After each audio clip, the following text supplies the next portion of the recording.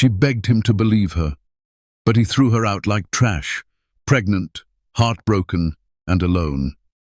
Years later, he saw 3 little boys with his eyes, and the woman he abandoned, smiling beside another man. What happens when truth slaps harder than regret? Will his apology matter? Or is he already too late? Watch till the end. Her revenge isn't loud. It's healing, powerful, and unforgettable.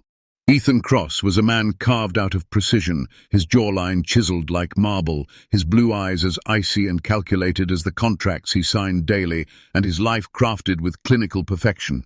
He didn't just own wealth, he breathed it, walked in it, and wore it like a second skin, from the silk linings of his tailored suits to the Italian leather of his shoes that never touched a street unpaved in privilege.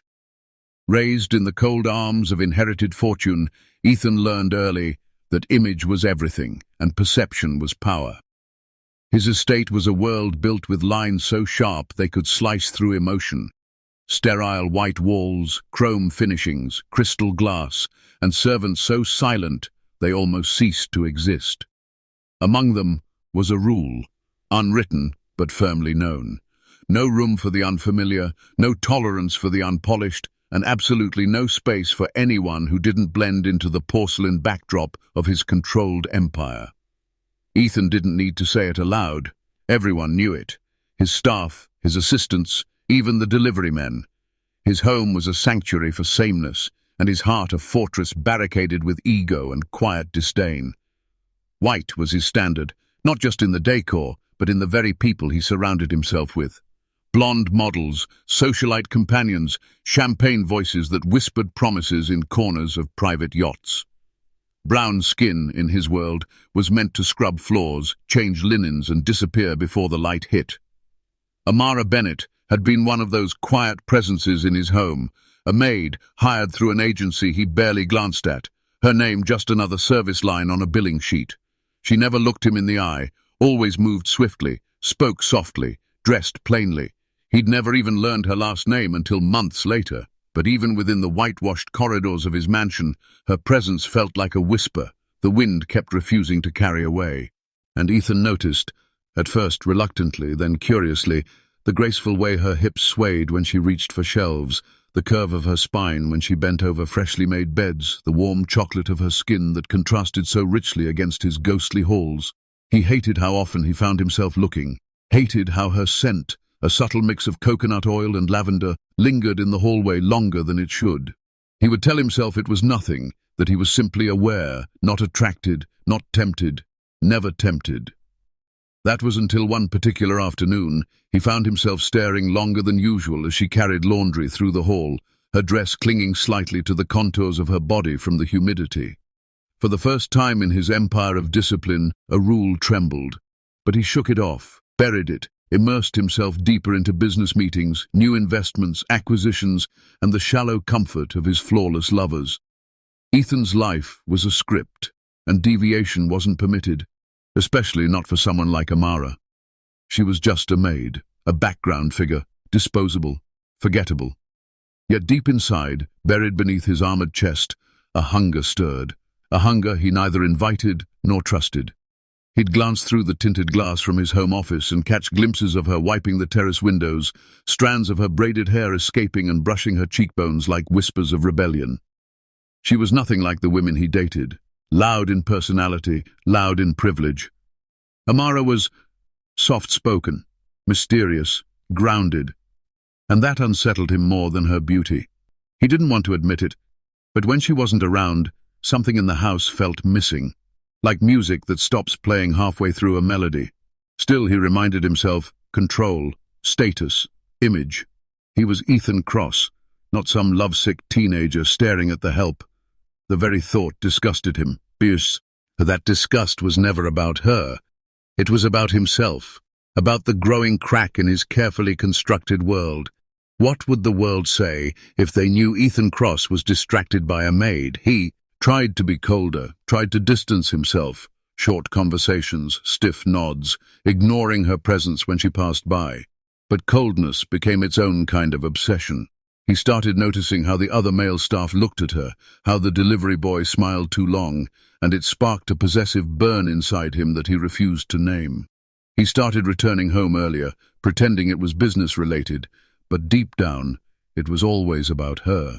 He'd walk in and listen, just to hear if her footsteps echoed down the hallway, if her voice was humming like she sometimes did while dusting the grand piano. Still, no one knew. Ethan kept the mask on, flawless, untouchable, indifferent. But behind closed doors, he found himself thinking about her at night, clenching his jaw at the thought, frustrated with himself, unable to explain why she occupied so much of his mental space. His girlfriends began to bore him. Their laughter sounded fake. Their bodies, though sculpted and dressed to perfection, felt lifeless in comparison to the natural warmth he sensed from Amara. He began to resent her for invading his peace, even though she did nothing wrong. She just existed, beautifully, silently, truthfully, in a world full of fakes, and that truth pierced him more than any mirror could. As the days passed, Ethan noticed more, like how she tucked a loose braid behind her ear when flustered, how she smiled down at books during lunch breaks, how she always treated others kindly, no matter how invisible they made her feel. One evening, as she set fresh lilies in the foyer, their eyes locked, just for a second. But in that moment, the air stilled. Ethan felt something unspoken pass between them, something dangerous. It was the beginning of the end of all his rules. He looked away quickly, but it was too late. A seed had been planted, and deep within the cold walls of Ethan Cross's mansion, the ice had started to melt. Not from sunlight, but from the warmth of the very woman he once thought didn't belong. The moment Ethan stepped into his mansion that afternoon, an eerie stillness greeted him, as though the air itself held its breath, unsure of how to announce what lay ahead. The usual quiet hum of distant footsteps and whispered staff conversations were absent, and as he loosened the silk tie around his neck, a rare decision flickered through his mind: to walk straight to his bedroom instead of the office, needing a moment to escape the world. His shoes clicked softly across the polished marble floor, and when he turned the brass handle to his private chamber, the door creaked open like a secret revealing itself too soon. And there she was, Amara, curled in the center of his king-sized bed, asleep like a painting that didn't belong in this gallery of ice. The sunlight filtering through the floor-to-ceiling windows kissed her skin with a soft glow, illuminating the gentle rise and fall of her chest, the curve of her waist, and the way her legs bent delicately like a sculpture molded in peace. Her house dress, modest by any standard, now clung to her figure like a second skin, draped over her full hips and narrow waist in a way that made the room spin. Ethan froze at the doorway, his breath caught somewhere between his chest and his throat, his hand still resting on the knob as if afraid that moving might shatter the moment. Never in his entire life had he been this undone by a single sight. Not by models, not by actresses, not by women who spent hours preparing themselves to catch his attention. But this unguarded vulnerability, this untouched, uninvited moment, was unraveling him from the inside. He stepped closer, slowly, the weight of his heartbeat growing louder with every step, unsure if it was guilt or something far more dangerous building inside him. Her braid had loosened, and a single strand danced against her cheek as she exhaled softly in sleep.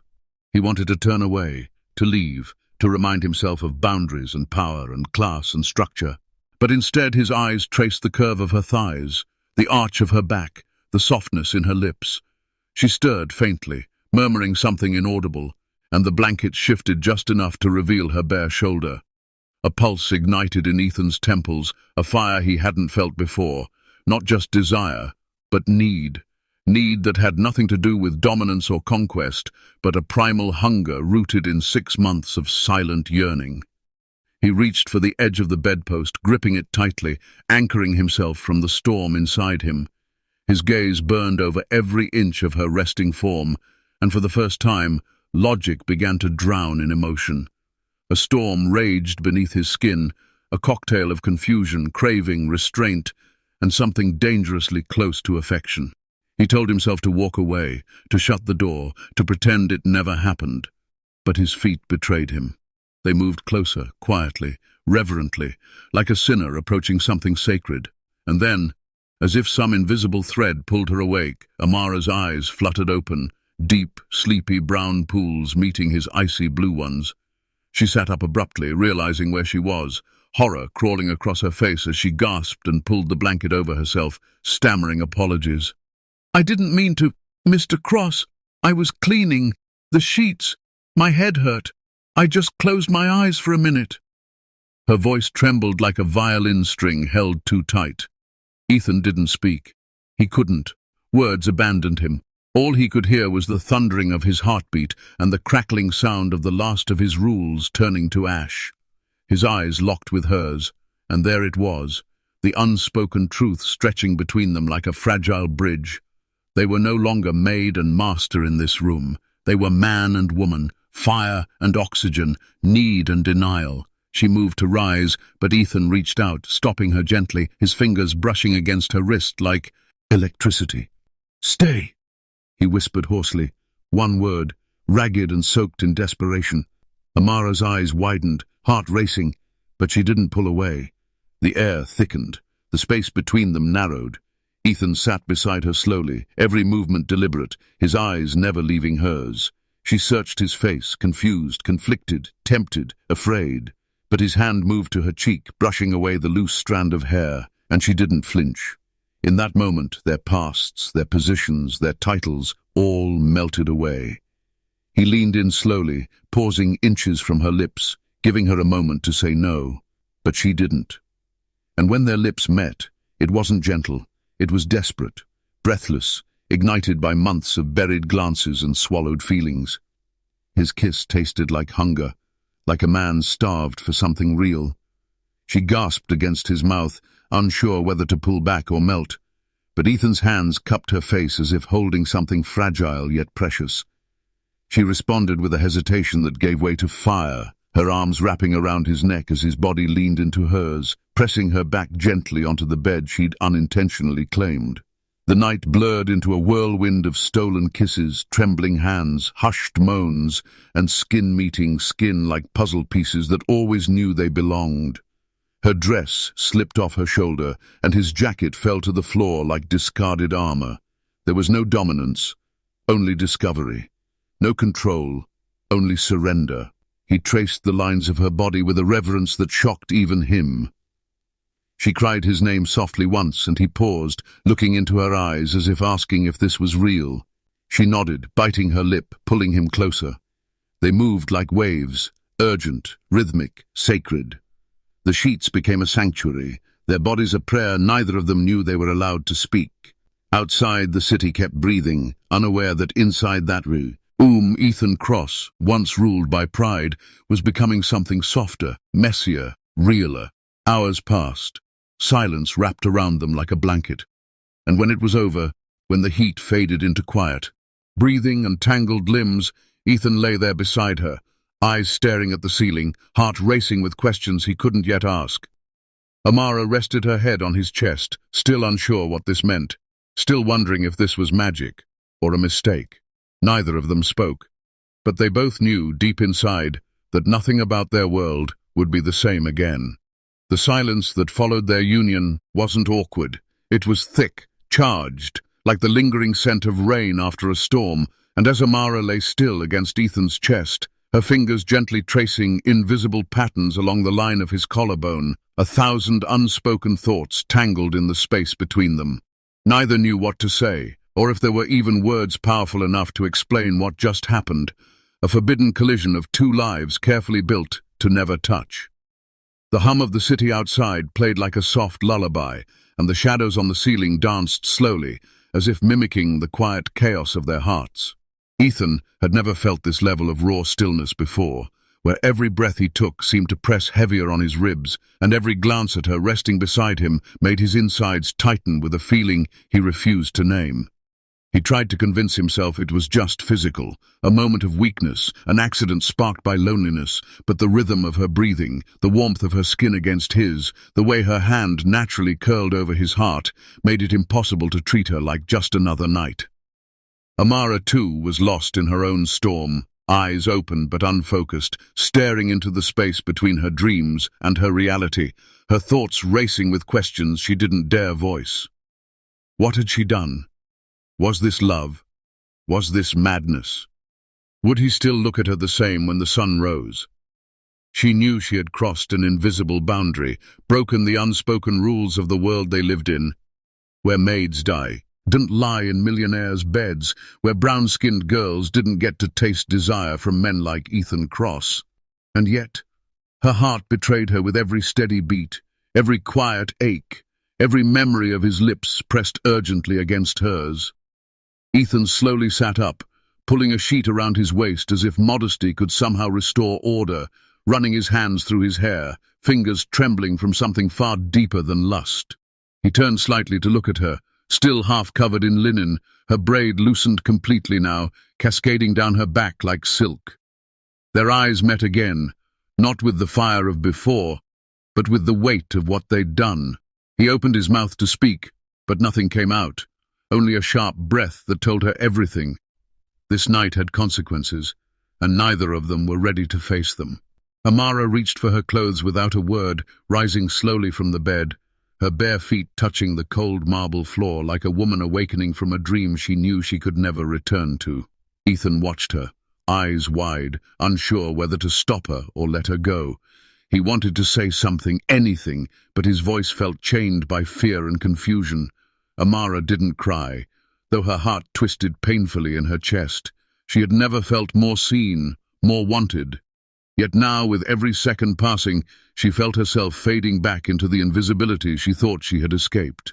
She dressed quietly, each motion deliberate, and as she stood before him, fully clothed again, something had shifted. She wasn't just a maid anymore, and he wasn't just a man above her. They were equals in guilt, in vulnerability, in consequence. "I should go," she said softly, and Ethan finally nodded, still unable to form full sentences. The moment she stepped out of the room, the air changed. Emptier, colder, like the warmth she carried had walked out with her.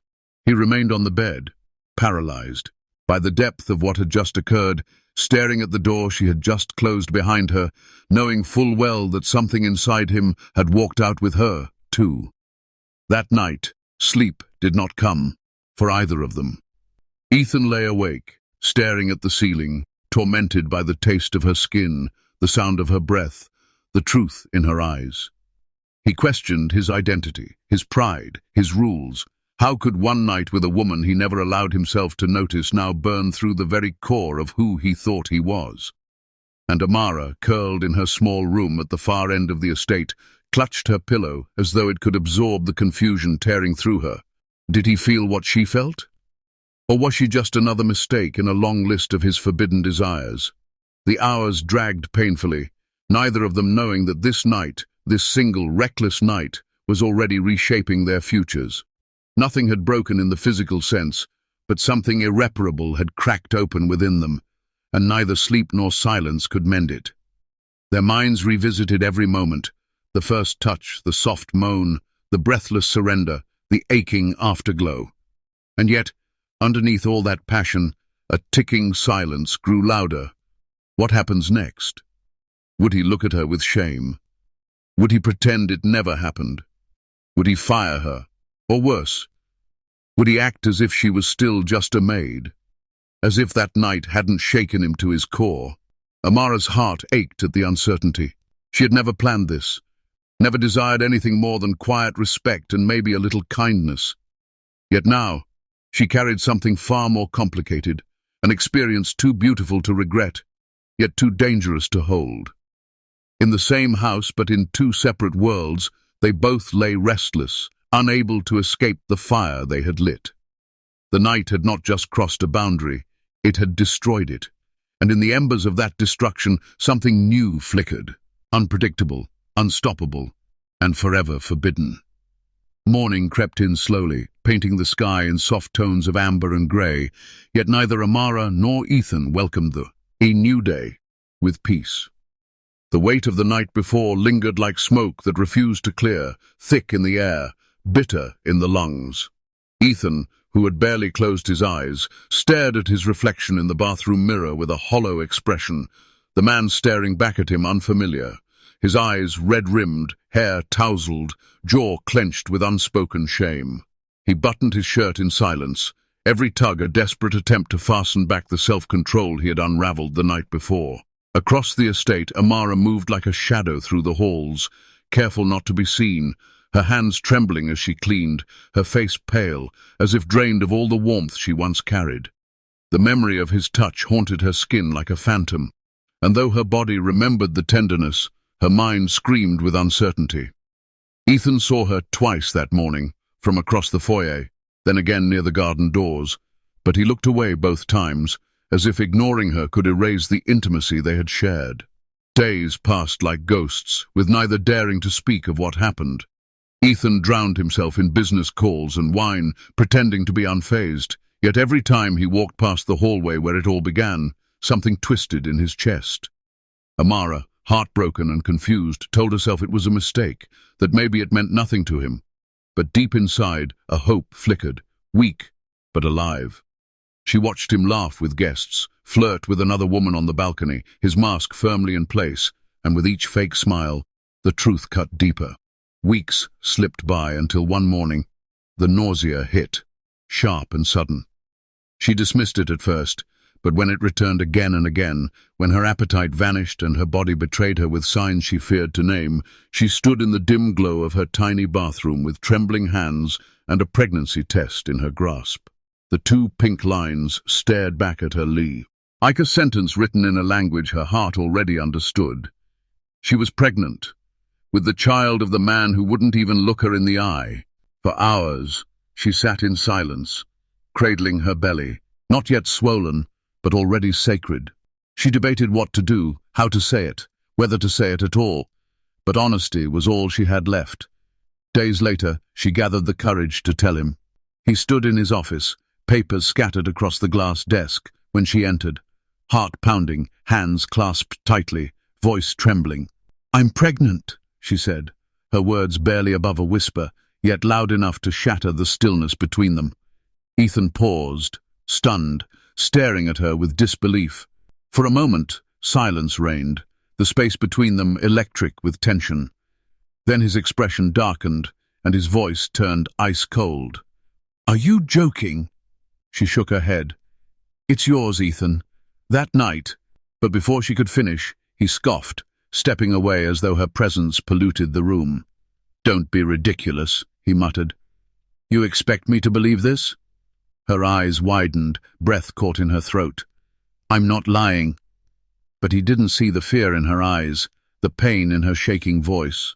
All he saw was a threat, a scandal, a stain on his carefully curated world. "You were just a maid," he snapped, the words slicing through her like shards of glass. "You knew the rules, you crossed the line, and now you expect sympathy?" Her lips parted in shock, tears flooding her vision, not just from the cruelty of his words, but the brutal erasure of everything they had shared.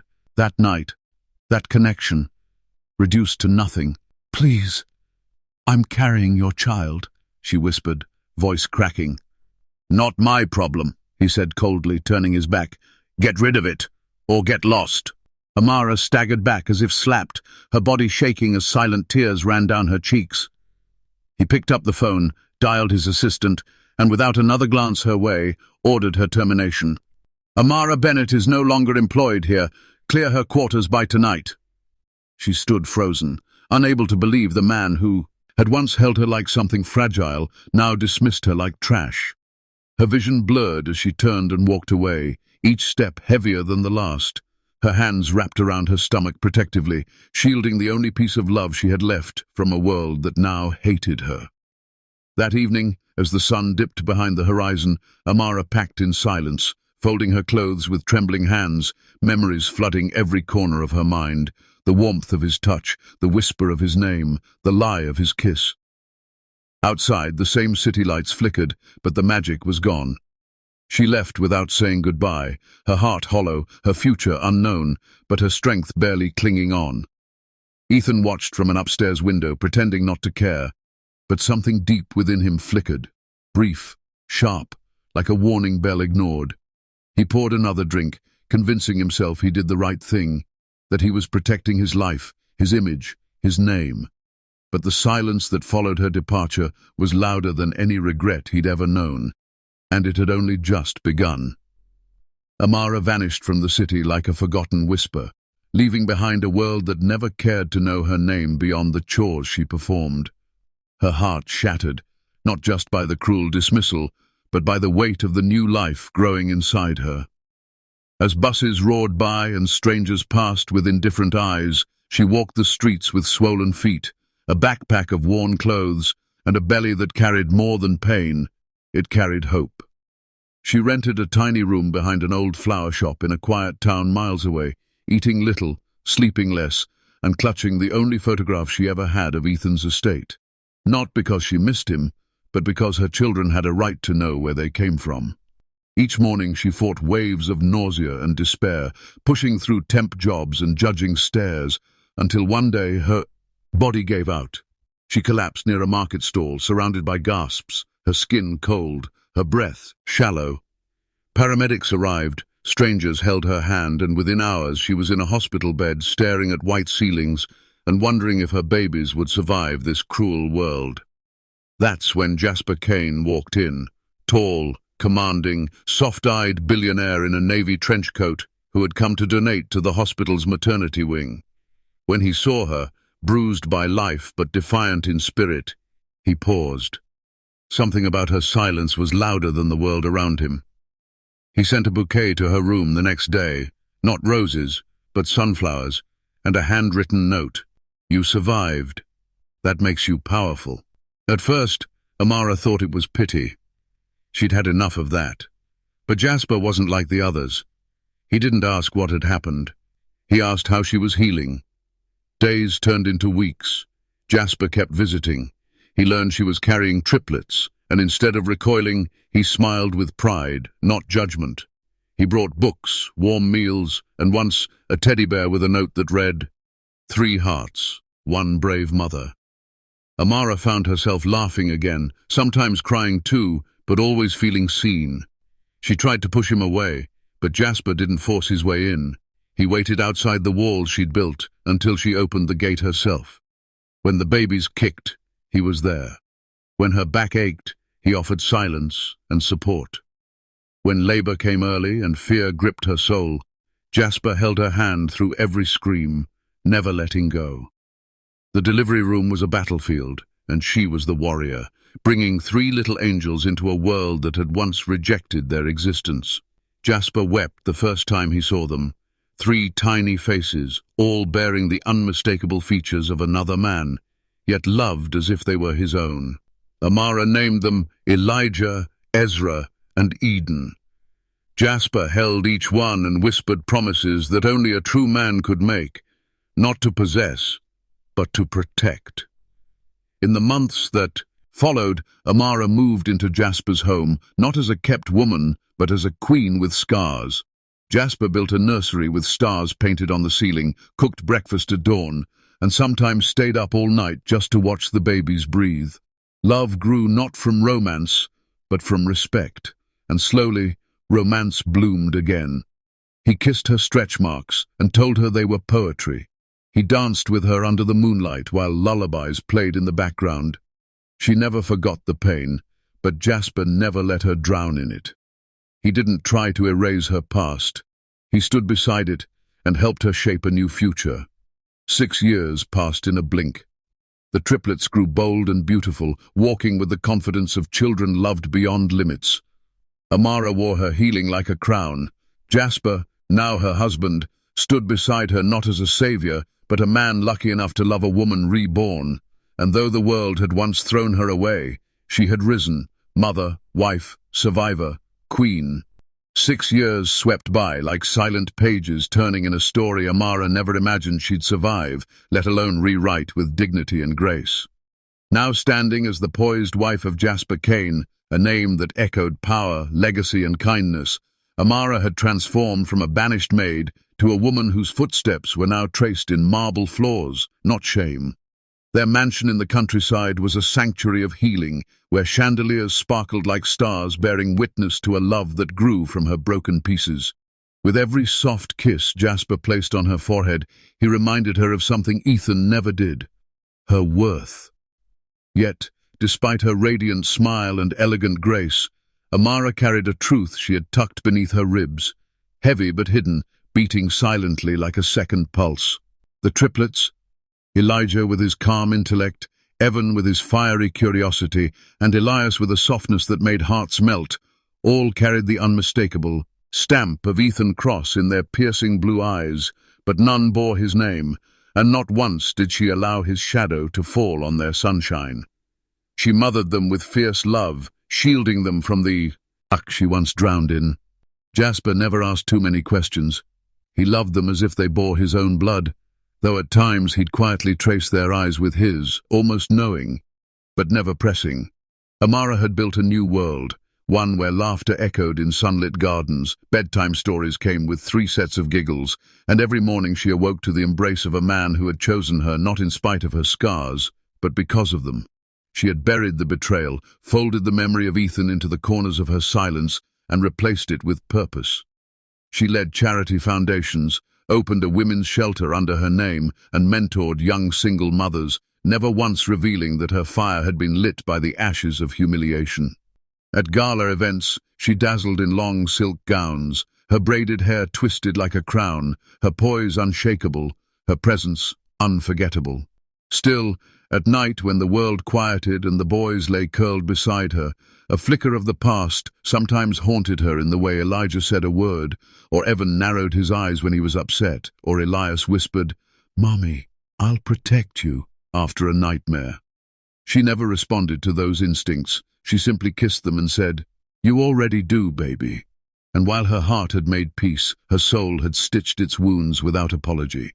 She had risen not in spite of her fall, but because of it, and now, as the Kane matriarch, she walked with the calm certainty of a woman who had once been erased, and returned as a legend. But deep inside, in the most sacred part of her soul, she knew one day the past would come knocking. And when it did, she would not bow, she would reign. The chandeliers sparkled like frozen stars above the lavish ballroom as the city's elite glided across marble floors in gowns and tuxedos, toasting champagne and faking laughter, while Ethan Cross stood at the center of it all, polished, head, powerful and painfully hollow. His smile fooled them all, a mask perfected over the years, but inside, Ethan was numb, haunted by a memory he refused to name, chasing pleasure that left only deeper shadows. The grand charity gala, with its crystal decor and gold-trimmed stage, was supposed to cement his image as the untouchable king of success, but nothing could prepare him for the seismic jolt that shattered the illusion. The murmurs began like a breeze, soft and disbelieving, as heads turned toward the entrance. Ethan's fingers froze around his glass, and time seemed to stutter when he followed their gazes and saw her. Amara. She stood tall, in an emerald silk gown that kissed every curve with royalty. Her braided hair crowned her like a goddess reborn. But what made Ethan's throat dry and his world tilt were the 3 small boys flanking her, each one with eyes the color of his own regret, icy blue, piercing, undeniable. Elijah, Evan, and Elias walked in step with their mother, dressed in tiny tuxedos that mirrored Ethan's own style, each carrying a presence that commanded attention despite their age. Gasps fluttered through the ballroom like butterflies caught in storm winds. Ethan's knees nearly gave out, but pride held him upright as he took in the shocking scene. His former maid, the woman he discarded, now radiant, regal and unbothered, as though the years of silence and sorrow had only sharpened her shine. Amara's gaze swept over the crowd until it landed on Ethan. No warmth, no hatred, just cool recognition, as though she were looking at a chapter she'd finished long ago. Jasper Kane followed close behind, hand resting proudly on Amara's lower back, the subtle show of love and protection twisting a hot knife of jealousy into Ethan's chest. The triplets ran toward the dessert table, their laughter a haunting echo of the childhood he was never part of, while Ethan stood frozen, exposed, and stripped of every lie he had ever told himself. Reporters whispered, guests speculated, and Ethan's current date, a leggy model with nothing but champagne in her head, pulled at his sleeve.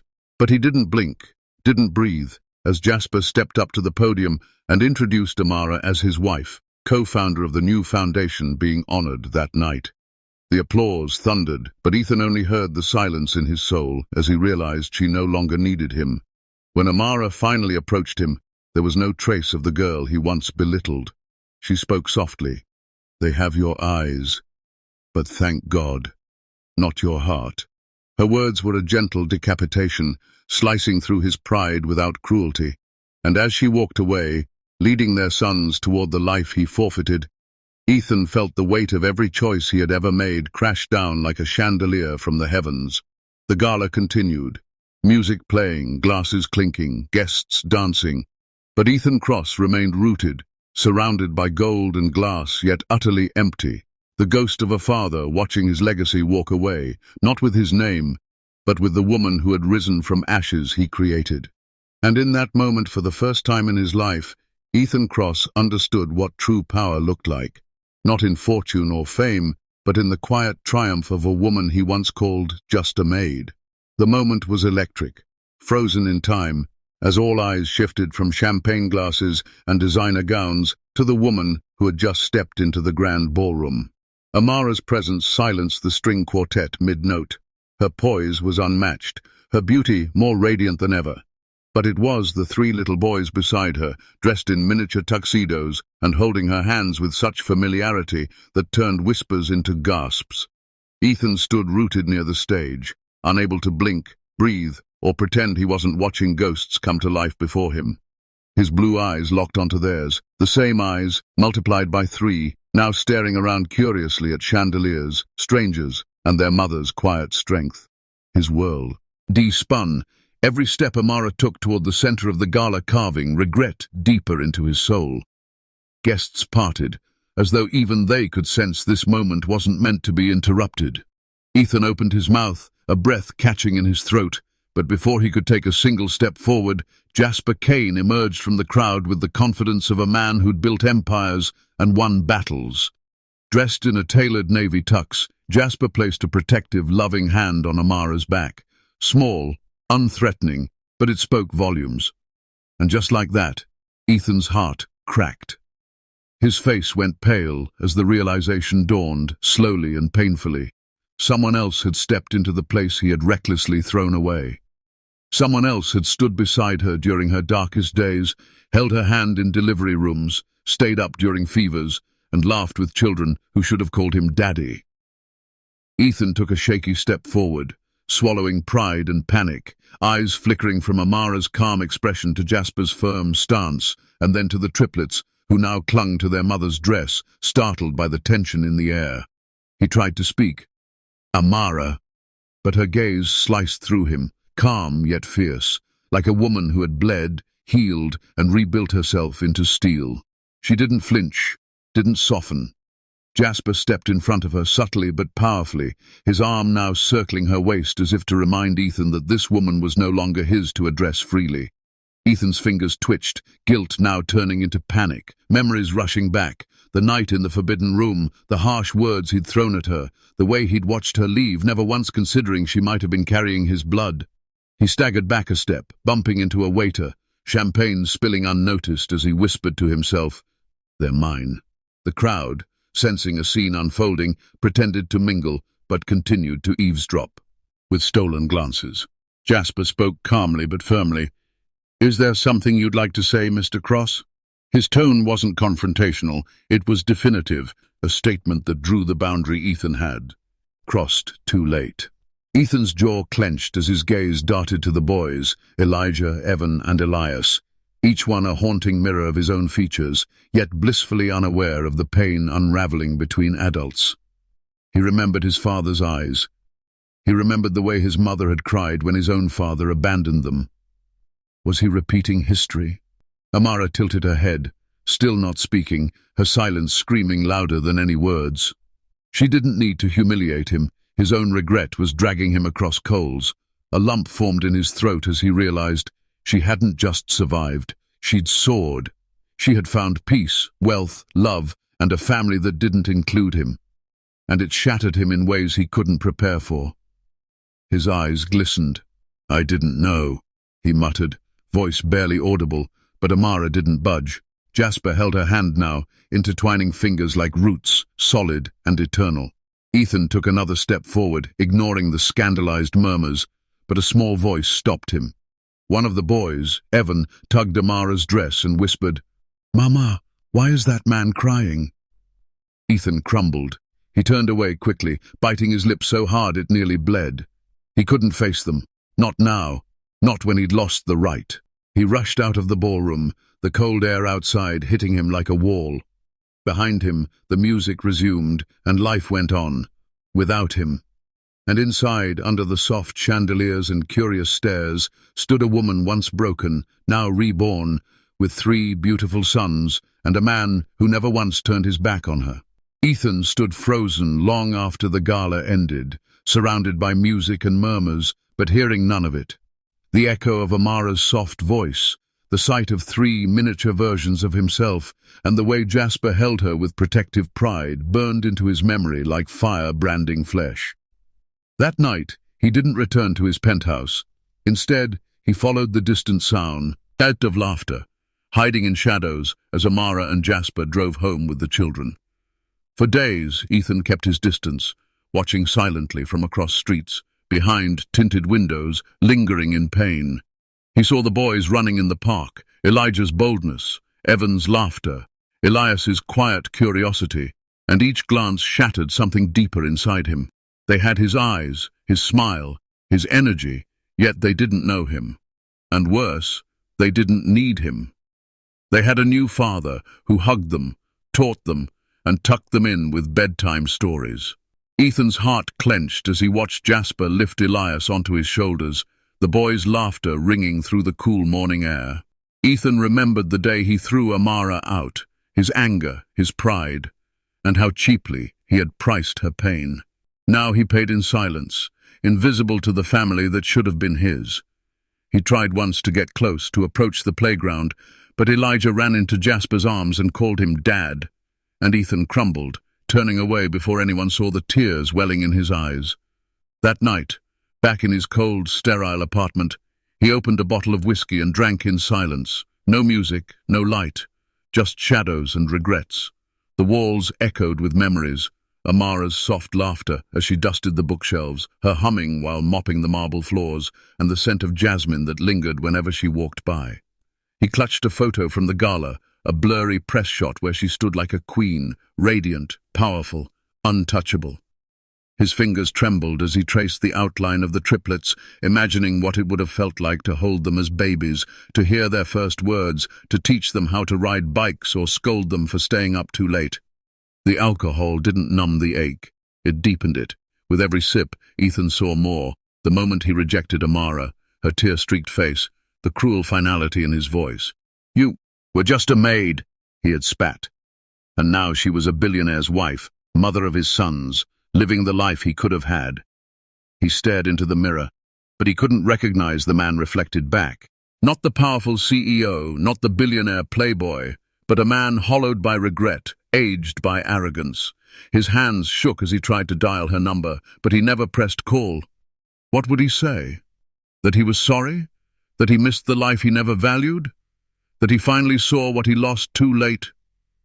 The silence answered. Outside, the rain began to fall, matching the tears he didn't bother to wipe. Ethan stumbled to his knees in the living room, sobbing for the first time in years, raw, unfiltered grief.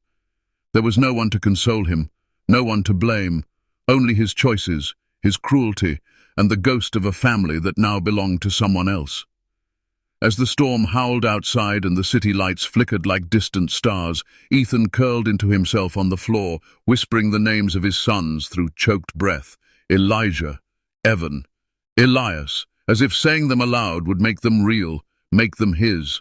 But the truth settled like dust. He had lost them, not to fate, not to tragedy, but to himself, and no amount of wealth could buy them back.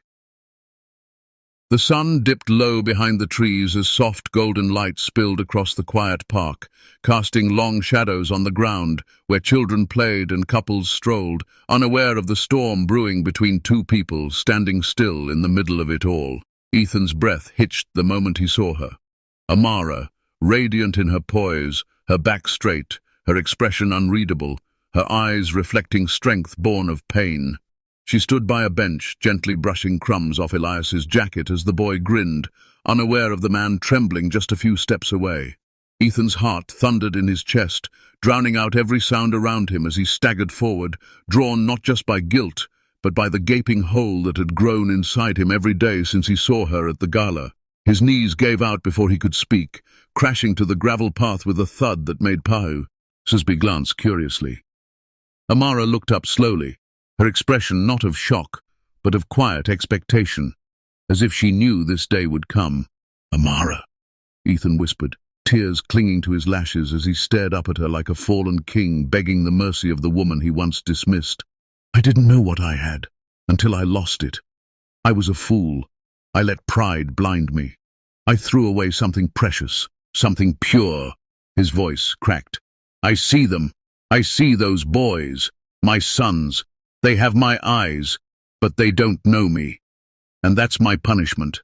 Amara remained silent for a moment, her gaze steady, unreadable, then slowly knelt to his level, not in submission, but so he could see the fire that still burned in her.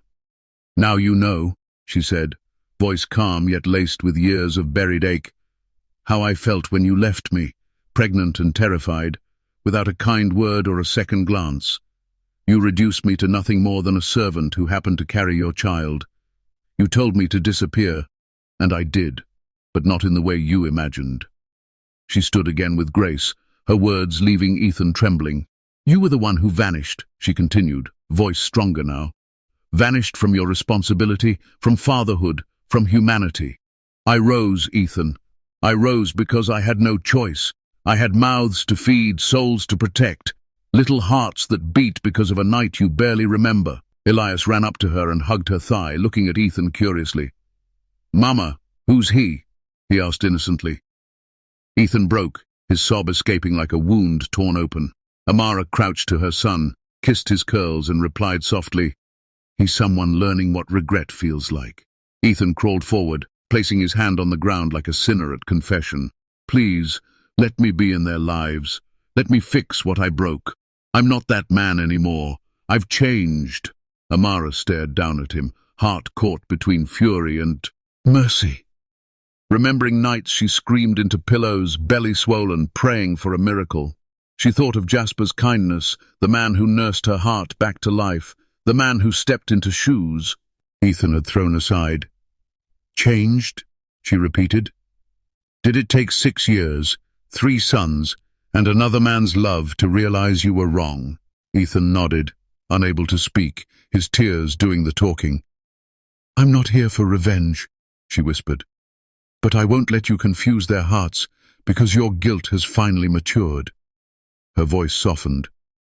"If you want to know them, you must earn them, not with money, not with apologies, with presence, with patience, with proof."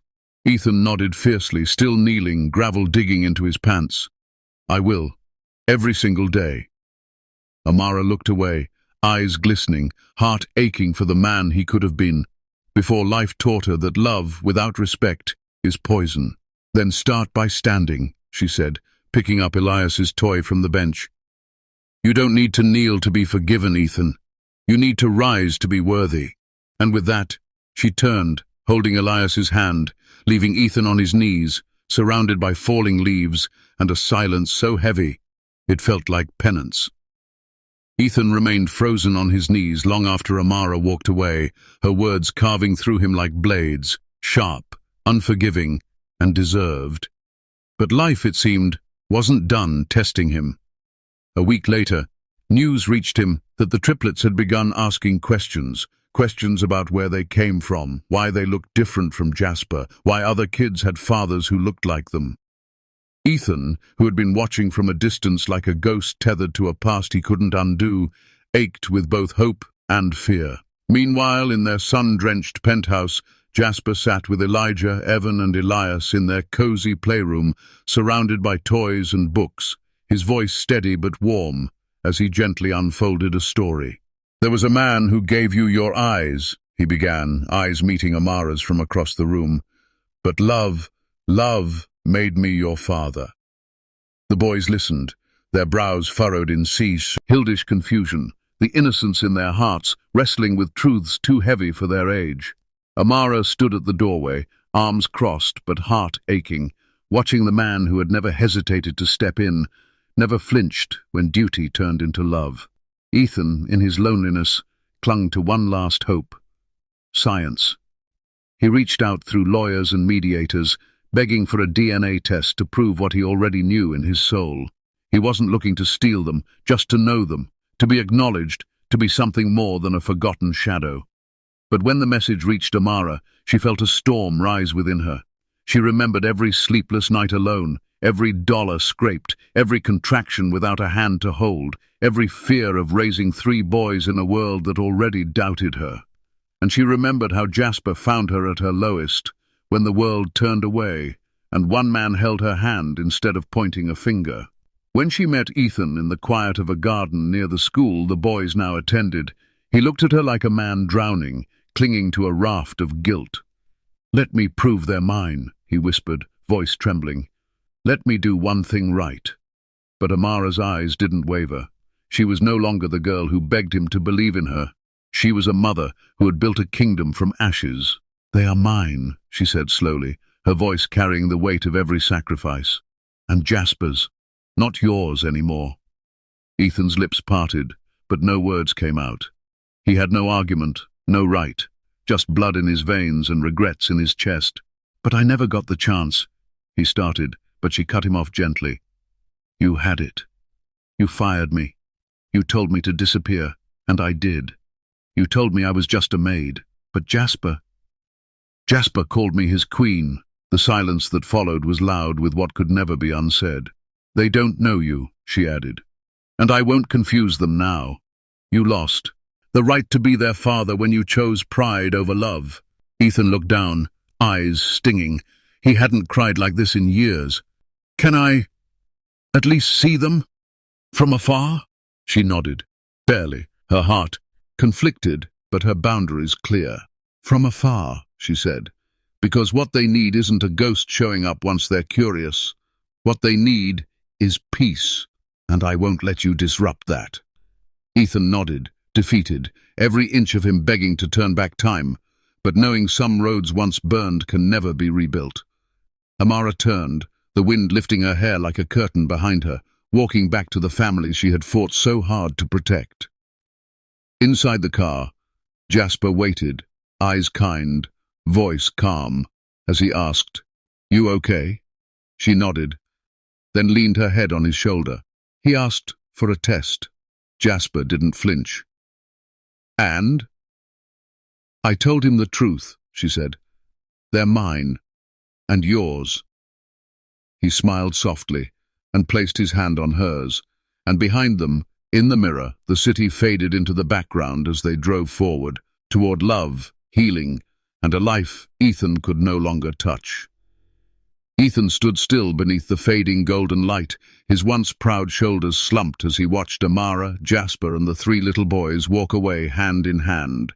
A picture of the life he could have had if only he'd seen love for what it was when it stood right before him.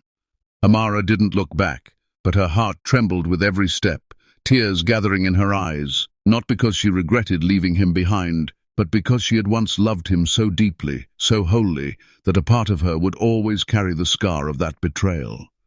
Jasper gently held her hand, his quiet strength anchoring her, silently reminding her that some men protect what others discard. The boys giggled, chasing each other in the grass ahead, unaware of the storm of history behind them, blissfully calling Jasper Dad with full trust, never needing to know the heartache that led them here. Ethan didn't chase them. He couldn't. He knew in that moment, chasing them would be an insult to the pain he had caused, a desperate attempt far too, late. He stood rooted like a statue, his heart pounding with echoes of laughter that would never be his again, their voices fading like the life he let slip through his fingers. And when they vanished down the path, swallowed by peace he no longer had access to, he turned slowly, walking back to the limousine that no longer made him feel powerful. That night, his mansion felt colder than ever, walls echoing with silence and shame. He wandered room to room, once filled with parties and praise, now haunted by what-ifs and memories of Amara's soft smile.